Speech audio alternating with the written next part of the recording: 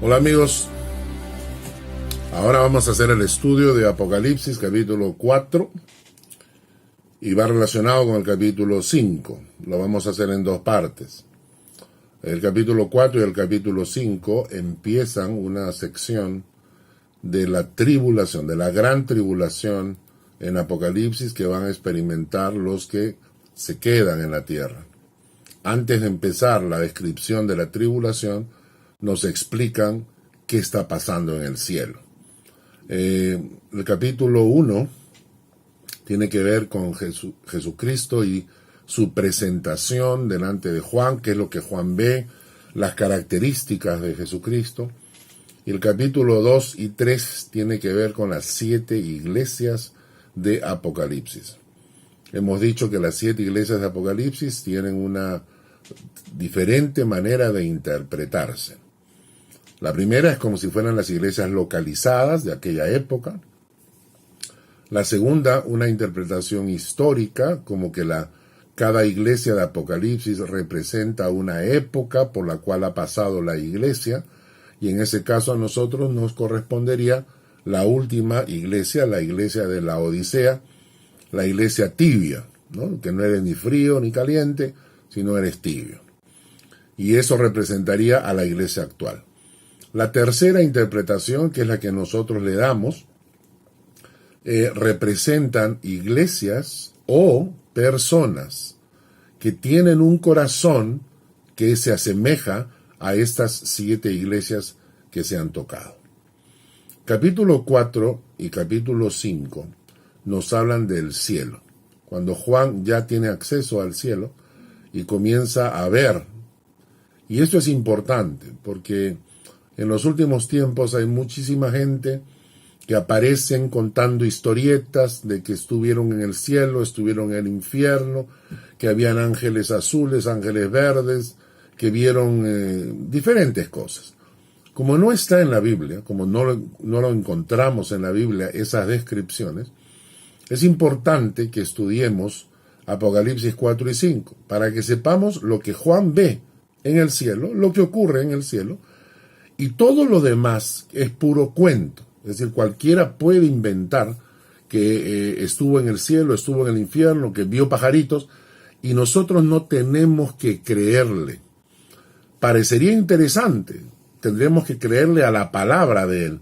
Y si aparece otro con otro cuento, nosotros nos basamos en la escritura. Lo que está escrito, eso creemos. Si no está escrito, no creemos, ni le hacemos caso. Apocalipsis 4 y 5 nos sirven para eso. Así que nos vamos al capítulo 4 de Apocalipsis y vamos a empezar leyendo el versículo 1, que es una introducción muy bonita. Después de esto miré, he aquí una puerta abierta en el cielo, y la primera voz que oí, como de trompeta, hablando conmigo, dijo: sube acá, y yo te mostraré las cosas que sucederán después de estas. La primera cosa que me llama la atención en el versículo 1 es que se menciona una puerta abierta en el cielo. Si volteamos la página y buscamos en el capítulo 3, el versículo 8, 3:8, Apocalipsis 3:8, yo conozco tus obras, he aquí, he puesto delante de ti una puerta abierta, la cual nadie puede cerrar. Una puerta abierta en la cual nadie puede cerrar. La puerta de acceso a la presencia de Dios. ¿A quiénes les abre la puerta? Jesucristo dice: porque aunque tienes poca fuerza, has guardado mi palabra y no has negado mi nombre. Tenemos una puerta abierta ante el trono de Dios. Recuerden, cuando Jesucristo muere, hay un hecho muy especial. Se rasga el velo del templo.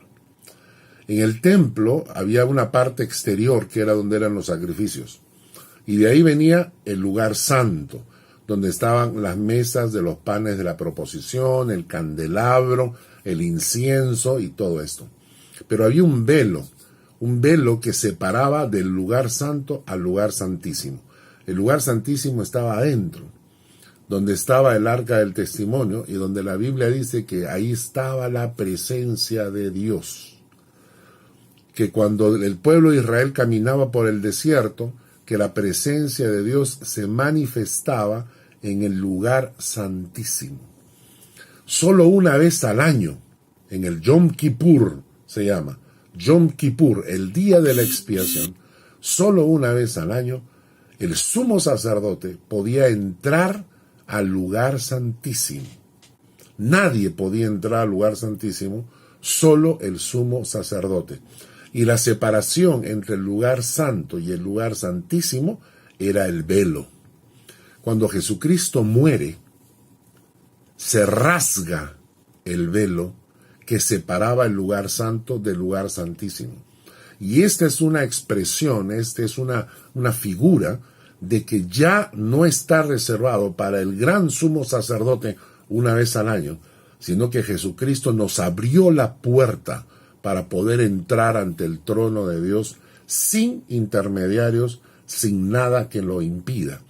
Aquí en Apocalipsis se presenta como una puerta abierta. Hay un texto que vale la pena mencionar, porque a veces sentimos como que estamos lejos de la presencia de Dios, o que hemos hecho alguna cosa que no le agradó, y no sabemos si Dios nos está escuchando.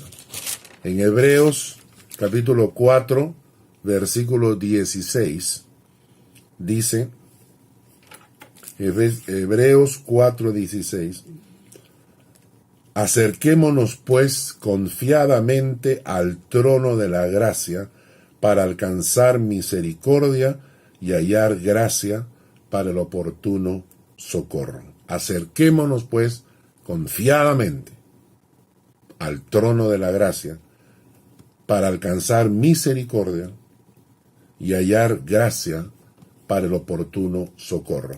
Hebreos 4:16. Volvemos entonces a Apocalipsis.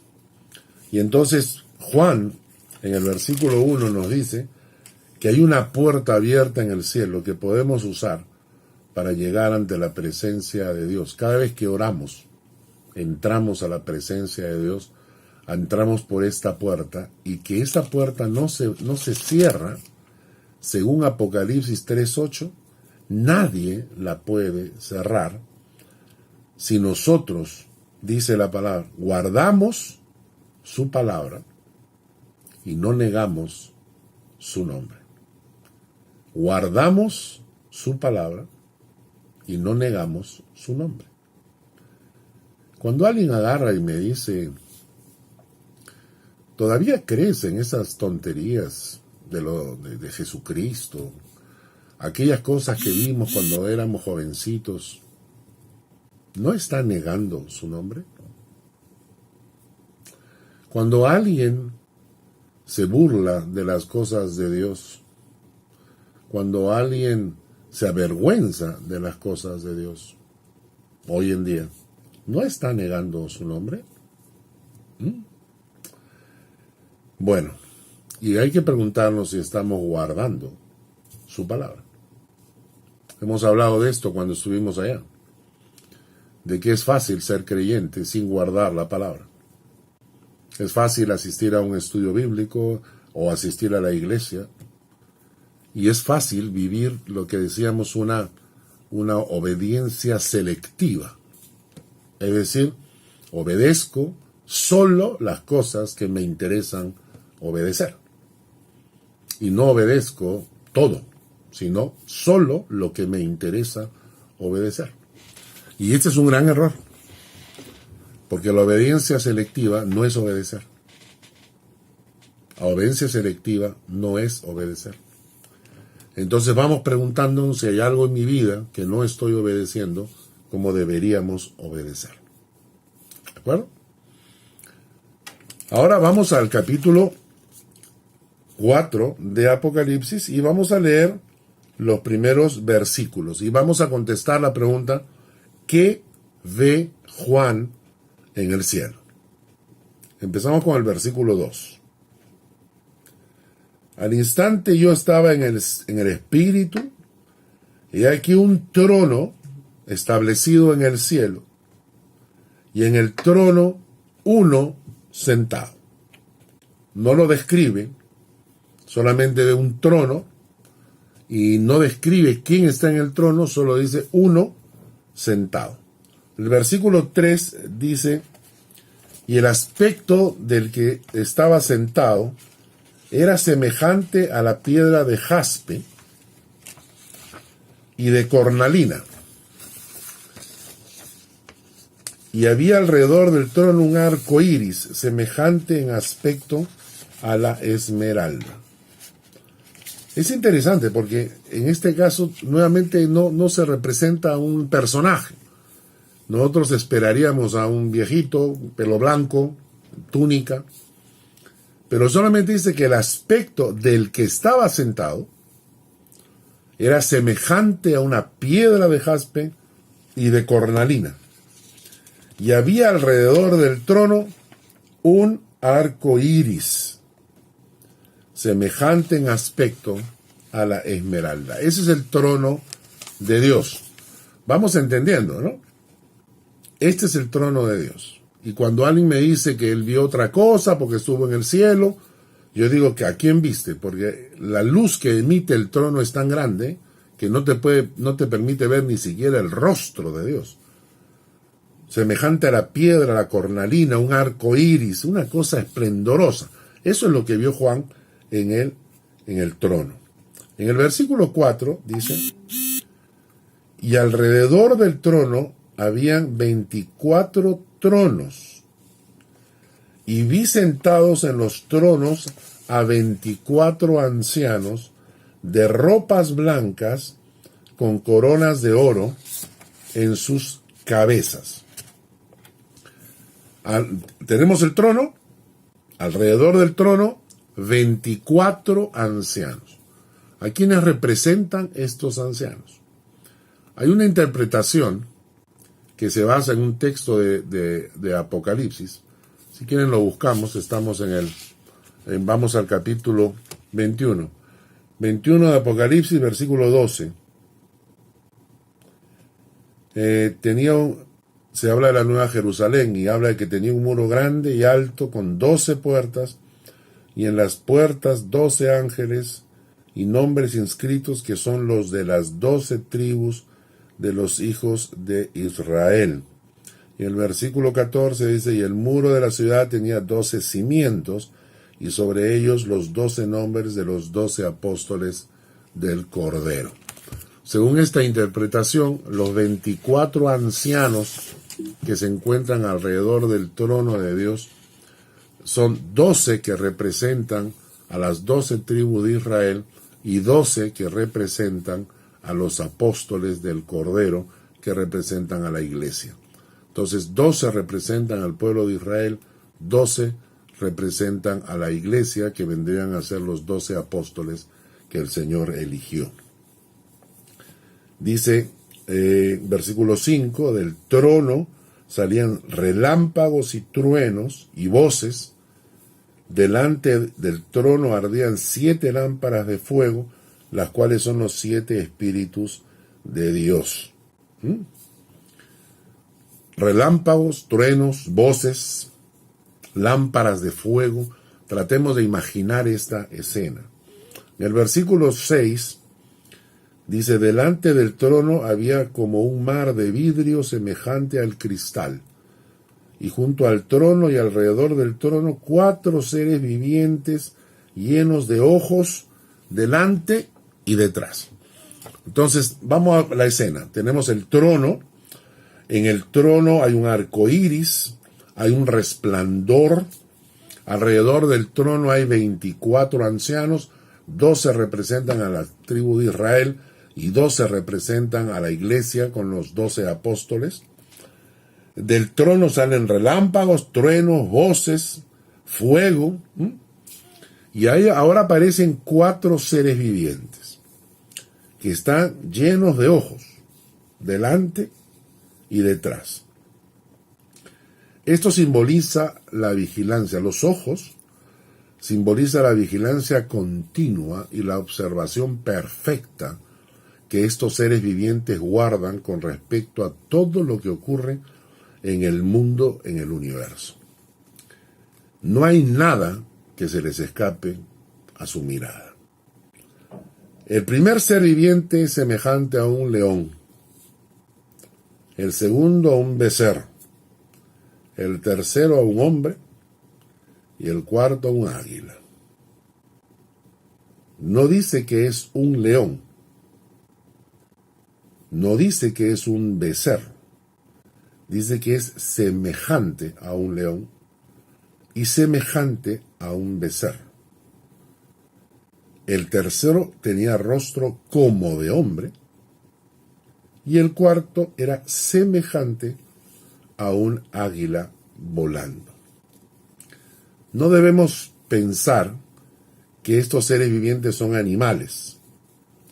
En el original, Zoa, que puede aplicarse a todo lo que vive, puede aplicarse a la vida en general, no dice bestias, no dice teria, que serían bestias, sino Zoa, que es vida.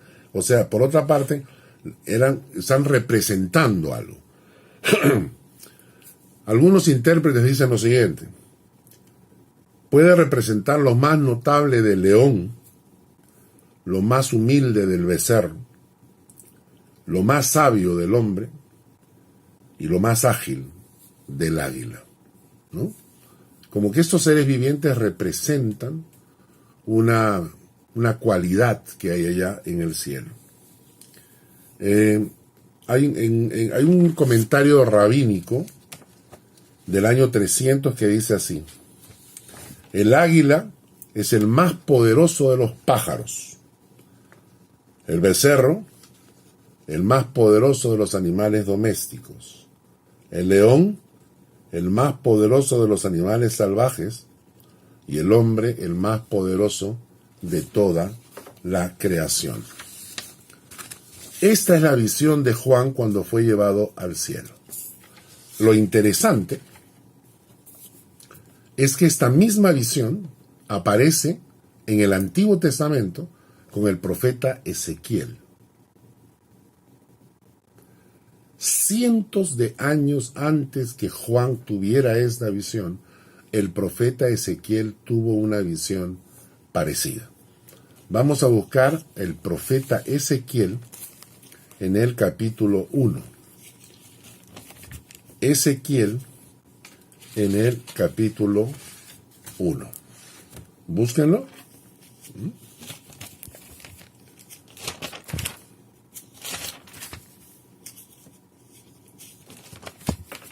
Está después de Jeremías, después de Lamentaciones, aparece Ezequiel en el capítulo 1. En Ezequiel, entonces en el capítulo 1, versículo 5, dice, por ejemplo, en medio de ella la figura de 4 seres vivientes. Y esta era su apariencia, había en ellos semejanza de hombre. En el versículo 10 dice, el aspecto de sus caras era cara de hombre, cara de león al lado derecho de los 4, cara de buey, que en el hebreo puede significar becerro, y asimismo había en los 4 cara de águila.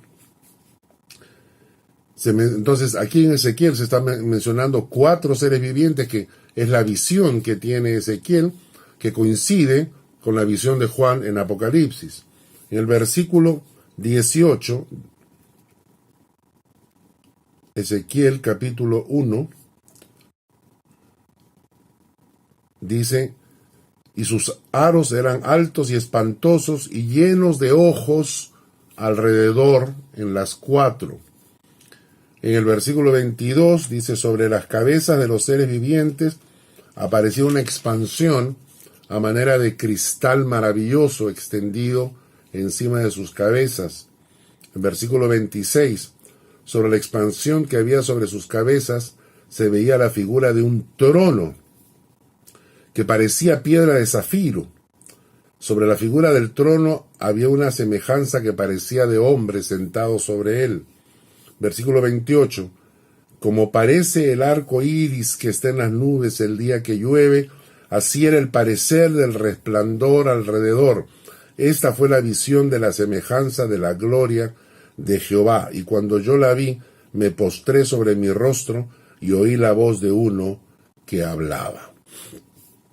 Ezequiel tiene la misma visión que Juan. Lo ponen a veces en algunas otras palabras, claro, porque no va a coincidir. Pero interesante que cientos de años antes de que naciera Jesucristo y naciera Juan, Ezequiel tiene la misma visión que tiene Juan. Esto nos hace pensar de que en el cielo realmente las cosas son así. Vamos a estudiar ahora quién está sentado en el trono. Vamos a Apocalipsis, regresamos a Apocalipsis, al capítulo 4, y vamos a ver algunas características de quién está sentado en el trono. Vamos a leer. Dice, versículo 2. Al instante yo estaba en el espíritu. He aquí un trono, establecido en el cielo, y en el trono uno sentado. Lo primero que hay que entender es que si hay trono, hay rey. Si hay trono, hay rey. La primera característica es que el que está sentado en el trono es rey. No es amiguito, no es mi papito lindo, no es mi compañero, no es mi yunda, mi pata. Cuando hablamos de Dios, estamos hablando de un rey. Y noten esto, que para nosotros a veces lo dejamos de lado. A veces queremos mencionar como que Dios es el papito que me engríe. Sí, Dios nos engríe, nos protege, nos cuida, pero sobre todo es rey. Y al rey se le merece respeto, honra, etc. En el versículo 8, miren lo que dice.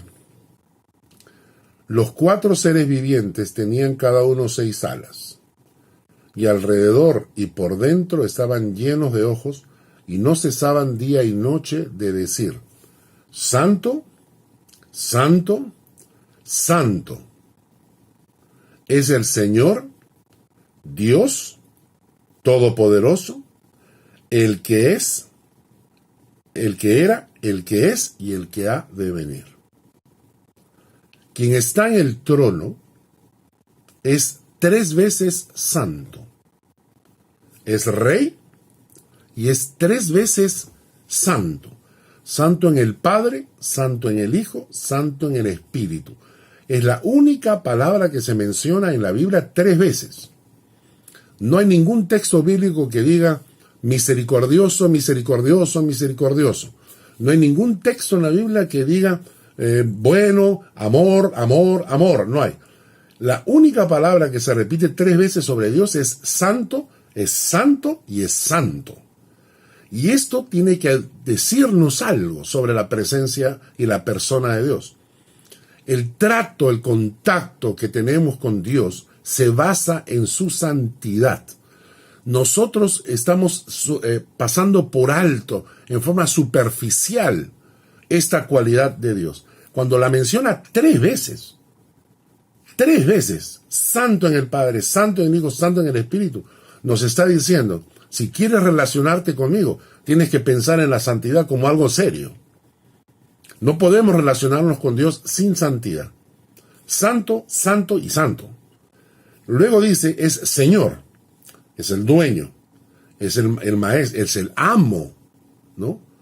Y a veces me pregunto si entendemos que Él es el Señor de nuestra vida. Si Él realmente manda sobre nosotros. Es Dios. Pero no es un Dios cualquiera, es Dios todopoderoso. Él puede hacer lo que quiera. No hay problema que Él no pueda resolvernos. No hay situación de la que Él no pueda sacarnos. No hay circunstancias que Él no pueda vencer. Y por último dice, el que es, el que era, el que sigue siendo, el que es ahora, porque Él no cambia. Y por último, que ha de venir. Noten estas características. Santo, santo, santo. Señor. ¿No? Santo, santo, santo. Señor. Dios. Todopoderoso. El que era, pero el que es, el que ha de venir. Y además Rey. En el versículo 11 dice, Señor, digno eres de recibir la gloria, la honra y el poder, porque tú creaste todas las cosas. Por tu voluntad existen y fueron creadas. Dios es creador. Si Dios no es creador, si existe realmente la evolución, si salimos del Big Bang, porque explotó el universo, ¿no? Esto es mentira. Él es creador. Y no solamente es creador, sino que por tu voluntad existen. Existen las cosas porque la voluntad de Dios decidió que existieran. No se produjeron solas, sino que Dios es soberano y todo lo que Él quiso, lo hizo. Entonces hemos encontrado, vamos a repasar, Rey, Santo 3 veces, Señor, Dios, Todopoderoso, el que es, el que era, el que ha de venir, Creador y soberano sobre todo. Ese es nuestro Dios. ¿Con qué Dios me relaciono? Cuando oro, ¿a qué Dios le hablo?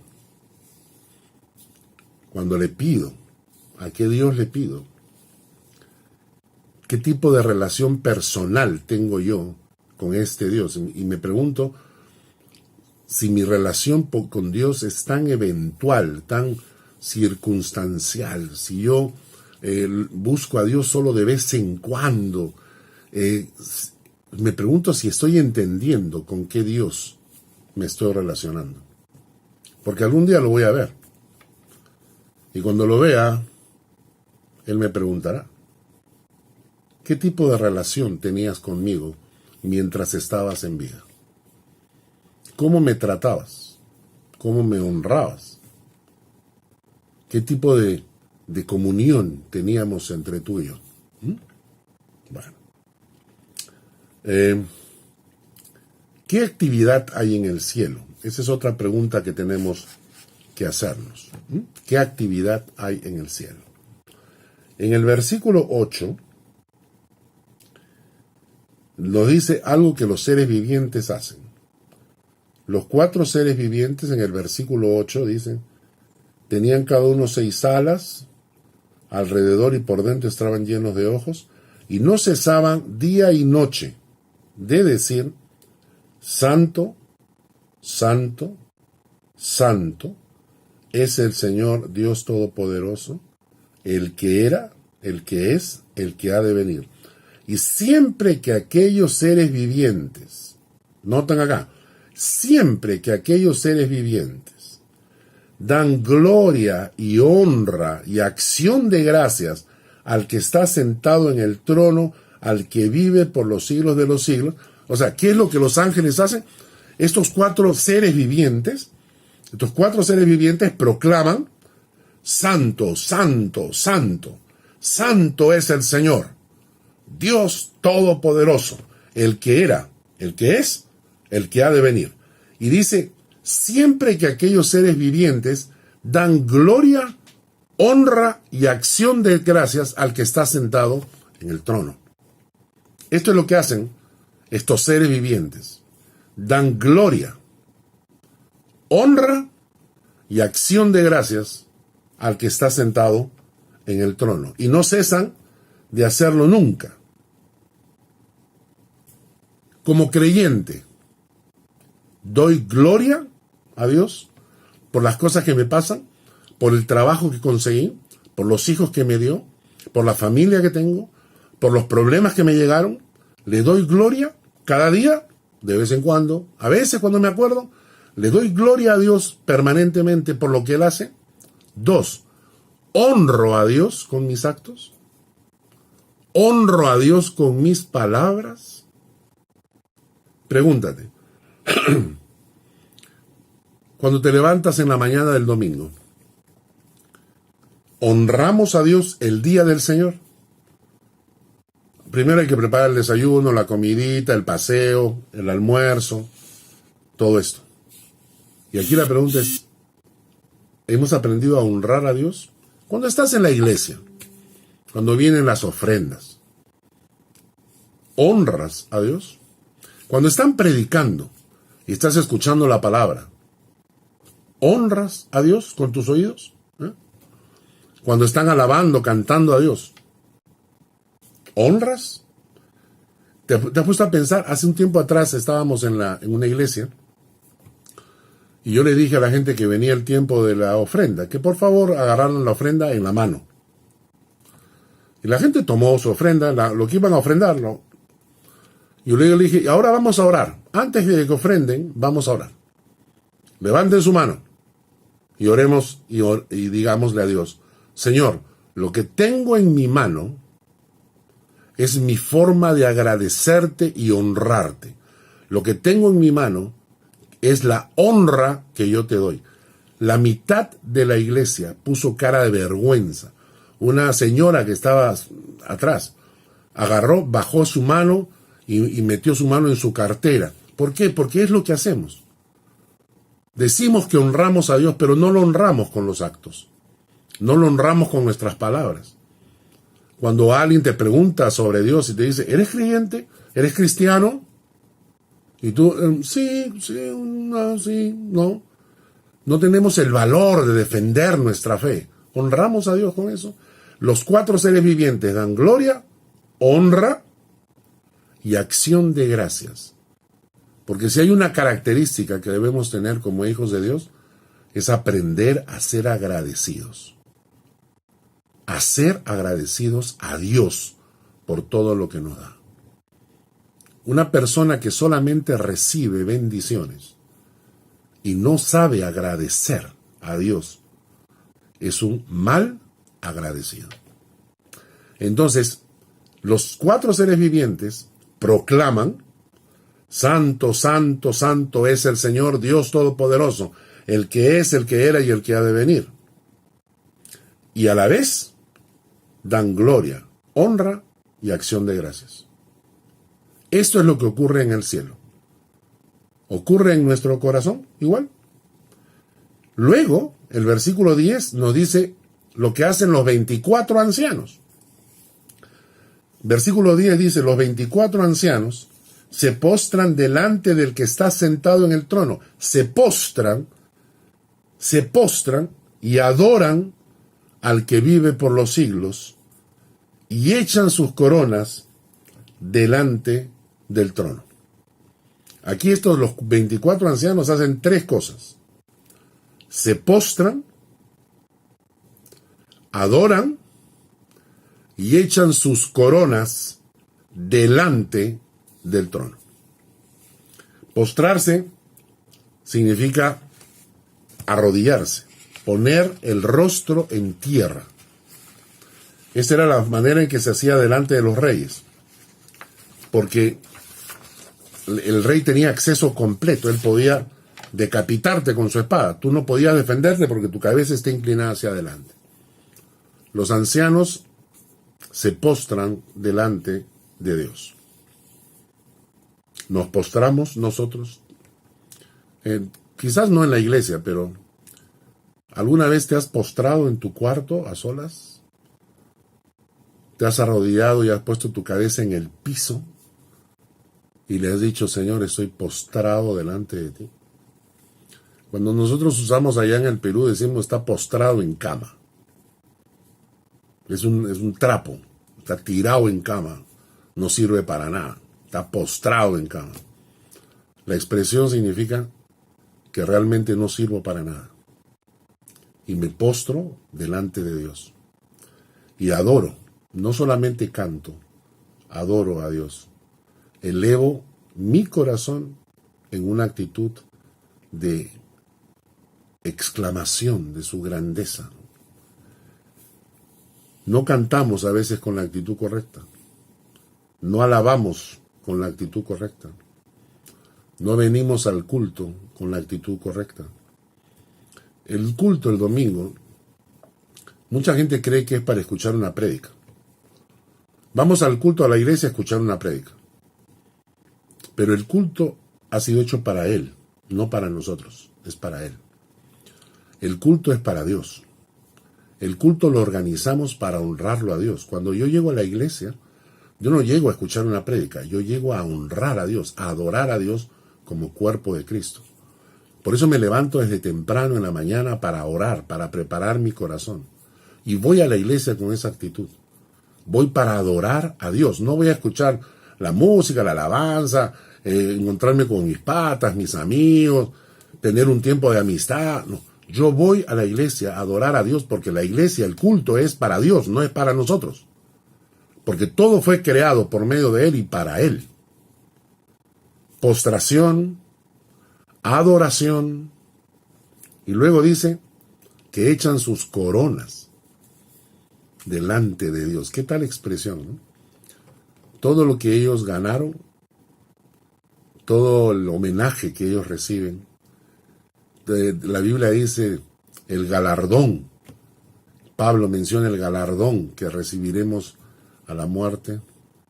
Todo lo que hayamos conseguido, ellos lo ponen a los pies de Dios, echan sus coronas delante de Dios. Me pregunto si nosotros hacemos lo mismo, si echamos delante de Dios nuestras coronas, todo lo que Dios nos ha permitido conseguir. ¿Qué pasa si Dios te bendijo y te hizo próspero? Te permitió ganar dinero, comprar una casa, comprarte un auto, viajar. Y me pregunto si algún momento pensaste en echar tus coronas delante de Dios. Si no lo hacemos en vida, ¿por qué creemos que lo haremos después de muertos? ¿No? Si hoy no soy capaz de echar mis coronas delante de Dios, ¿por qué he de suponer que lo haré cuando esté en la presencia de Dios? Entonces los 24 ancianos se postran, adoran y echan sus coronas delante del trono. Y ojalá que esto sea lo que hay en nuestro corazón. El Salmo 95 dice: venid, adoremos y postrémonos, arrodillémonos delante de Jehová nuestro Hacedor, porque Él es nuestro Dios y nosotros el pueblo de su prado. O sea, el prado del campo, somos las ovejas. Nosotros somos el pueblo de su prado, las ovejas de su mano, si oyereis hoy su voz. Venid, adoremos y postrémonos y arrodillémonos delante de Jehová nuestro Hacedor. El versículo 11. Con esto terminamos. El versículo 11 es la canción que cantan los 24 ancianos. Señor, digno eres de recibir la gloria y la honra y el poder, porque tú creaste todas las cosas y por tu voluntad existen y fueron creadas. Para los que venimos de la época, vamos a recordar la canción. Digno eres Digno eres, Señor, de recibir gloria, gloria y honra, gloria, honra y poder. Porque tú creaste todas las cosas, tú las creaste, Señor, para tu gloria, gloria y honra, gloria, honra y poder. Dios les bendiga.